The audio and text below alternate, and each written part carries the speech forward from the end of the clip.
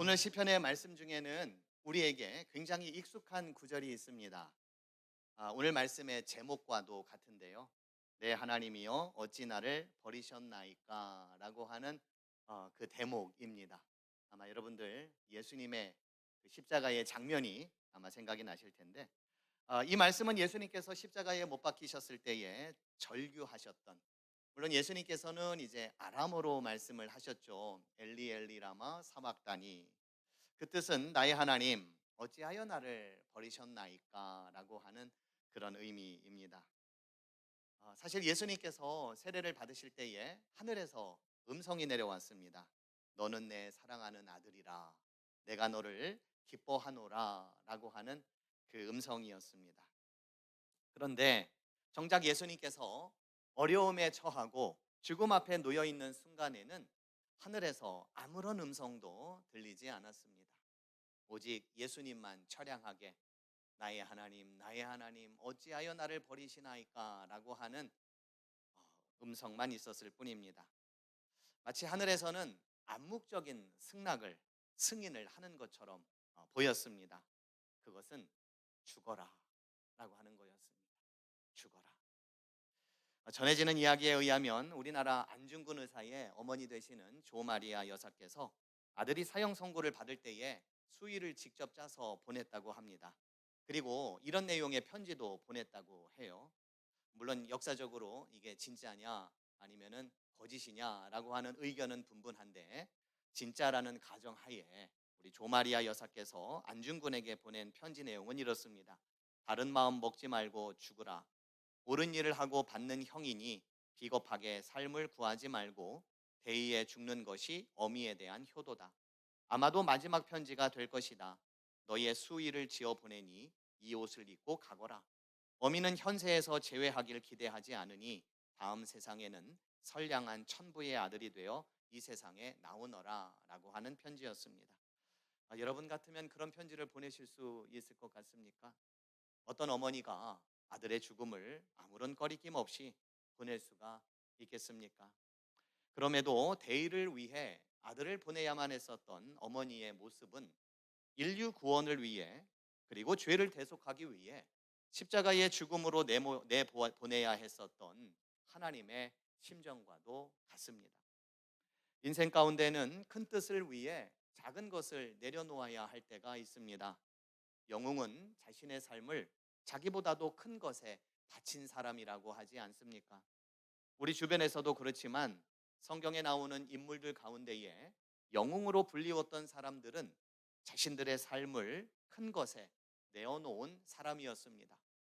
믿음을 위해 고향을 떠난 아브라함, 해방을 위해 광야의 길을 나선 모세, 구원을 위해 십자가의 길을 가신 예수님, 복음을 위해 십자가의 길을 따라 나선 베드로와 바울 등, 그들은 비록 살면서 어찌하여 나를 버리시려는가 하는 의구심이 들을 때도 있었지만 결단하여 큰 걸음을 내딛었던 사람이었습니다. 그러기에 오늘 저와 여러분이 이 자리에 있는 것 아니겠습니까? 복음의 빚진 자로서 우리 앞에 주어진 십자가의 길을 아무 의구심 없이 갈 수는 없지만 믿음과 용기로 나아갈 때에 주께서 그 길을 아름답고 복되게 인도해 주실 줄로 믿습니다. 복음서를 쓴 저자는 시편의 말씀을 굉장히 좋아했고 또 많이 읽었습니다. 오늘 시편 22편은 단순히 예수님께서 절규하실 때 하셨던 말씀만 인용했던 것은 아니었습니다. 복음서 저자는 시편에서 여러 구절들을 인용했음을 우리가 볼 수가 있습니다. 고대 비평가들에 따르면 작가를 벌에 비유하기도 했습니다. 좋은 꿀을 찾아 여기저기 다니다가 모아놓은 꿀을 한 곳에 저장해 놓은 벌, 그들이 바로 저자다라고 얘기를 했는데요. 복음서에 나오는 예수님에 대한 기록은 처음부터 완벽하게 있었던 것은 아니었습니다. 이곳 저곳 자료와 전승과 구전과 상상력을 동원하여 예수님의 이야기를 재구성했습니다. 그러한 예수님의 이야기는 당시 세상과 동떨어진 이야기가 아니라 세상을 움직일 만한 이야기여야 했고, 복음서 저자들은 그 일을 잘 수행한 일종의 벌들이었습니다. 오늘 본문 7절과 8절과 그리고 15절, 또한 18절은 마태복음이나 마가복음 그리고 누가복음에서 인용한 내용들입니다. 이 이야기의 결론은 뭐냐면, 오늘 시편의 주인공의 경험들은 복음서 순환 기사의 전개에 있어서 중요한 역할을 담당하고 있다라고 하는 것입니다. 시편 22편은 도움을 구하는 기도입니다. 삶을 위협하는 고난에 직면하여 하나님의 구원을 간구하고 있습니다. 본문에서 고난은 세 가지로 분류할 수가 있습니다.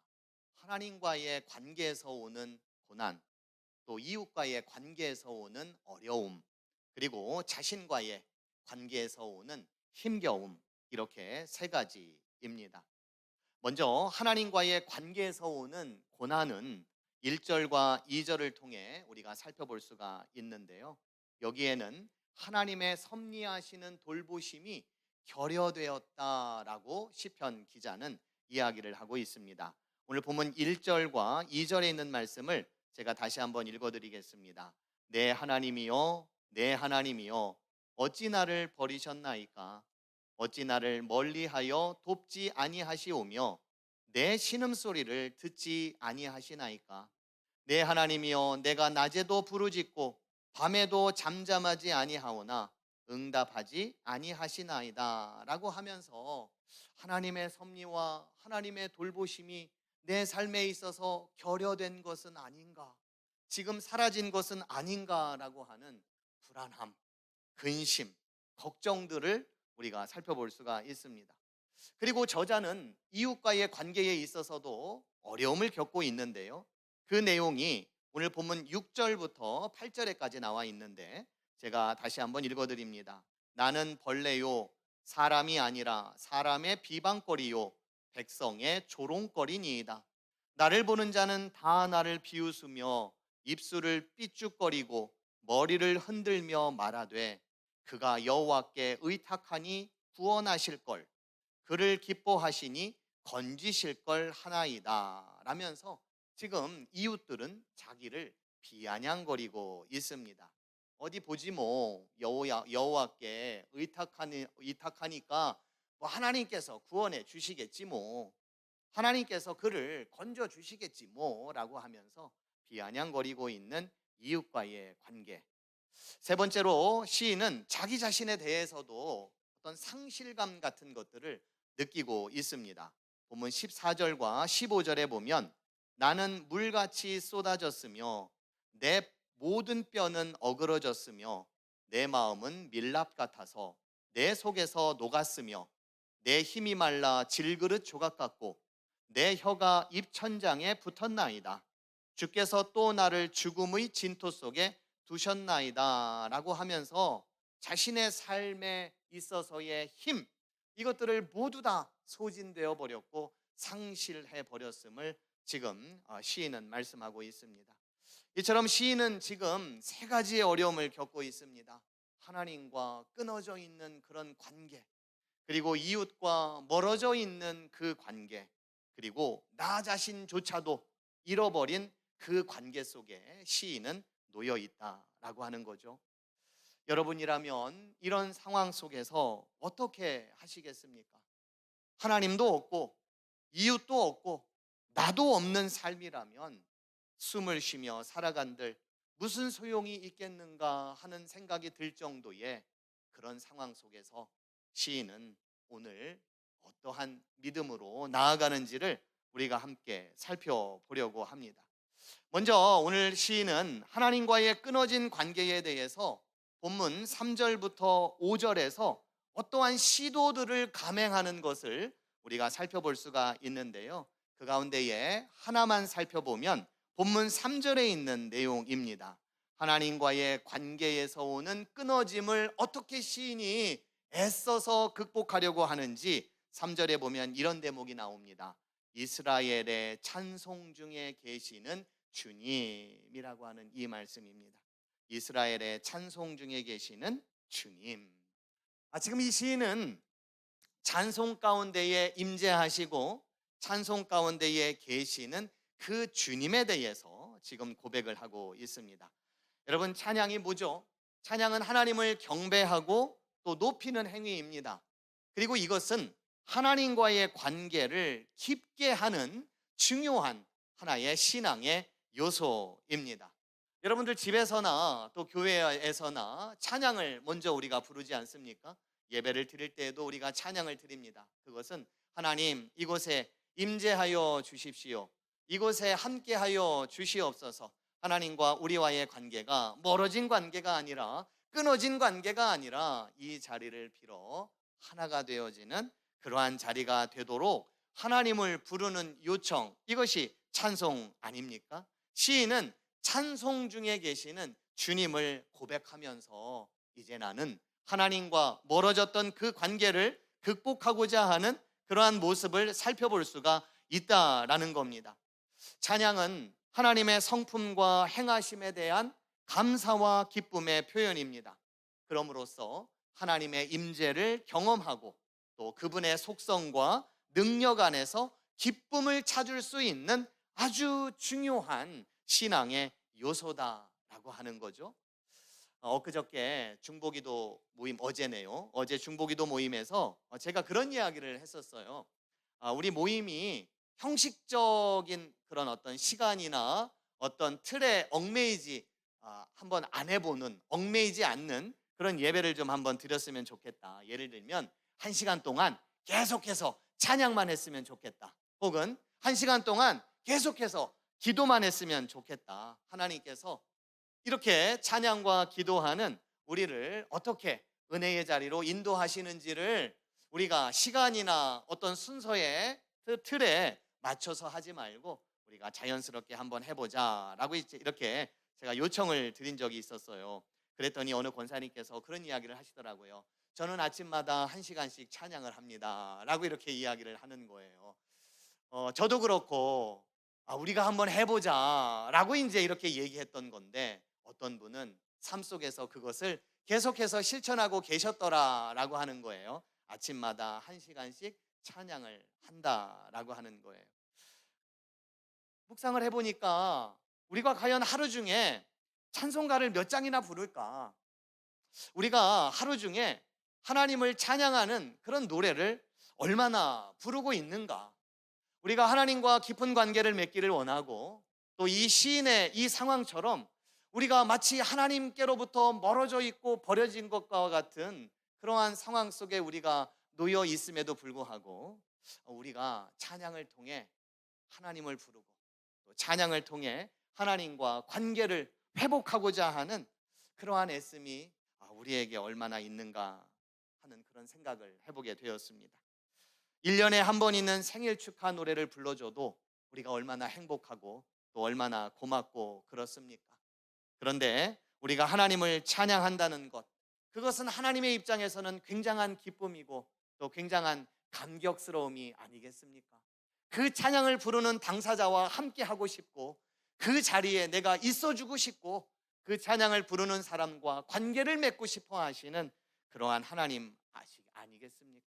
그렇다면 우리의 삶 속에 하나님과 더욱더 관계가 깊어지기 위해서라도 날마다 찬송으로 하나님께 나아가는 저와 여러분들이 되기를 간절히 축복드립니다.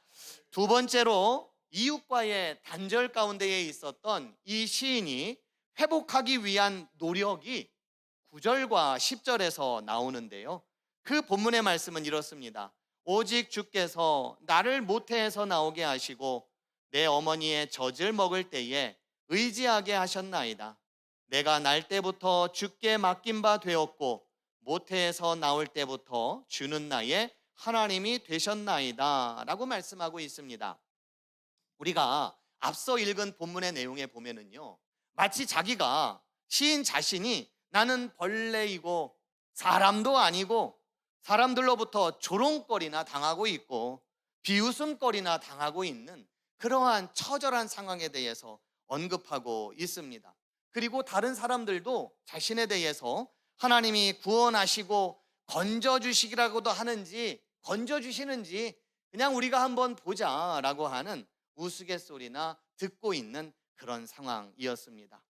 소중한 인간, 그 소중한 인간의 삶이 박탈되고 가치 있는 인생이 되어야 하는데 아무것도 아닌 것으로 전락해 가고 있는 그러한 시인의 상태, 그 마음을 시인은 어떻게 극복하고 있냐면 오직 주께서 나를 모태에서 나오게 하셨습니다. 모태에서 나올 때부터 주님은 나의 하나님이 되셨습니다 라고 하는 이 믿음의 고백으로 나아가고 있다라는 겁니다. 사람에 의해서 정해진 내가 아니라, 사람의 판단에 의해서 규정된 내가 아니라, 나는 하나님의 특별한 의미가 있는 생명이고 그 생명의 주관자는 다름 아닌 하나님이시다라고 하는 그 믿음을 가지고 시인은 나아가고 있다라고 하는 겁니다. 세상에 의해 규정된 나는 사회적 기대에 순응하고자, 그리고 특정 집단이 기대하고자 하는 그 역할에 맞춰지려고 애를 쓰고 행동을 합니다. 이런 사람들은 타인의 시선에 민감할 수밖에 없습니다. 개인의 가치보다도 또 외부의 평가를 중시합니다.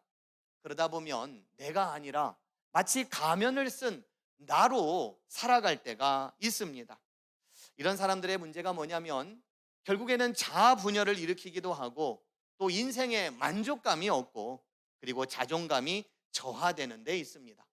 그리고 진정한 인간관계를 맺기가 어렵다라고 하는 겁니다.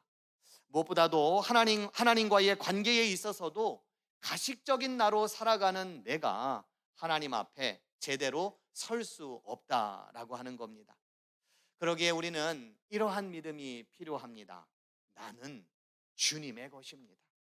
태어날 때부터 지금까지 나는 주님의 것이었습니다. 오늘 시인이 고백하고 있는 것처럼 세상이 나에게 뭐라고 얘기하더라도, 세상이 나를 어떻게 보더라도 오직 주님께서는 나를 모태에서 나오게 하셨고, 모태에서 나올 때부터 주님은 나의 하나님이 되셨습니다 라고 하는 이 믿음을 가지고 살아가시는 저와 여러분들이 되기를 축원드립니다. 우리는 오직 세상이 규정한 내가 아니라 주 안에서 새롭게 발견된 내가 되어야 할 것이고, 그 관계성 속에서 세상과 관계를 맺으며 살아갈 때에 우리의 인생이 값지고 또 자신감이 있고 그리고 아름다운 그러한 삶이 될 줄로 믿습니다. 마지막으로 나 자신과 단절을 겪고 있는 시인은 19절과 20절에서 이러한 기도를 드리고 있습니다. 19절과 20절인데요. 여호와여 멀리하지 마옵소서. 나의 힘이시여 속히 나를 도우소서. 내 생명을 칼에서 건지시며 내 유일한 것을 개의 세력에서 구하소서라고 기도합니다. 여기서 개의 세력은 원수 혹은 악에 대한 은유적인 묘사다라고 할 수가 있겠는데요. 시인은 하나님께 기도합니다. 나로 멀리 있지 마십시오. 주님은 나의 힘이시니 속히 나를 도와주십시오 라고 간청을 하고 있습니다. 심리학에서는 안정적인 애착 관계가 형성되는 데 있어서 대상 항상성이라고 하는 것이 굉장히 중요하다고 합니다. 대상 항상성. 그러니까 말하자면 내가 의지하고자 하는 그 대상이 항상 있는 것. 그리고 내가 어떠한 상황이 닥치더라도 그 대상은 언젠가 나에게 올 것이다라고 하는 그런 믿음이 중요하다라고 하는 거예요. 그래서 어릴 적부터 부모님께로부터 우리 부모님은, 우리 엄마와 아빠는 내가 힘겹고 어려울 때 항상 있어 주었어. 그리고 내가 어려움을 당할 때에 항상 나에게 와 주셨어 라고 하는 이 대상 항상성을 잘 가지고 있으면 커서도 인간관계에 있어서 어려움이 없다, 안정적이고 지속적인 관계를 맺을 수 있다고 합니다. 그런데 이것이 잘 형성되지 않으면 분리불안을 겪게 되고 그리고 불안정한 애착 관계를 낳게 된다라고 그렇게 이야기합니다. 물론 가망이 없는 것은 아니고요. 살다가 만나게 되는 좋은 친구나 스승이나 동료나 연인이나 이러한 것들이 있으면 건강하고 안정적인 관계를 맺을 수 있다고 합니다. 이런 점에 있어서 항상 주님은 나와 함께 하십니다 라고 하는 이 믿음을 가지고 살아가는 것이 얼마나 중요한가라는 것을 우리가 생각해 보게 됩니다. 무엇보다도 우리 자녀들이 하나님께서는 나와 항상 함께 하셔, 그리고 내가 힘들고 어려울 때 내가 주님께 기도할 때마다 하나님께서는 그 기도를 듣고 응답해 주셔라고 하는 이 믿음을 우리 자녀들이 가지고 살아간다면 우리가 세상 어디에 이 자녀를 놓더라도 걱정할 것이 없을 겁니다. 그런데 문제는 하나님은 언제나 그곳에 계시는데 인간이 하나님을 떠나서 산다는 것입니다. 그래서 우리는 하나님으로 하여금 언젠가 이 사람들이 돌아올 것인가, 언제나 이제나 저제나 이 사람이 나에게 돌아올 것인가 라고 하는 정반대의 상황을 우리 인간들이 만들고 있다라고 하는 겁니다. 하나님을 도리어 우리가 애타게 만든다라는 거예요. 마치 탕자를 기다리는 아버지처럼 하나님이 그곳에 계셔서 우리가 그곳으로 가야 되는데 하나님이 이곳저곳으로 살아가고 있는 우리를 애타게 기다리게 만든다라는 겁니다. 본문에서 시인은 마치 하나님이 자신을 떠나 멀리 간 것 같고, 그래서 관계가 끊어져서 내가 어찌할 수 없는 상태라고 말하고 있지만 실상은 하나님이 아니라 내가 멀어진 것입니다.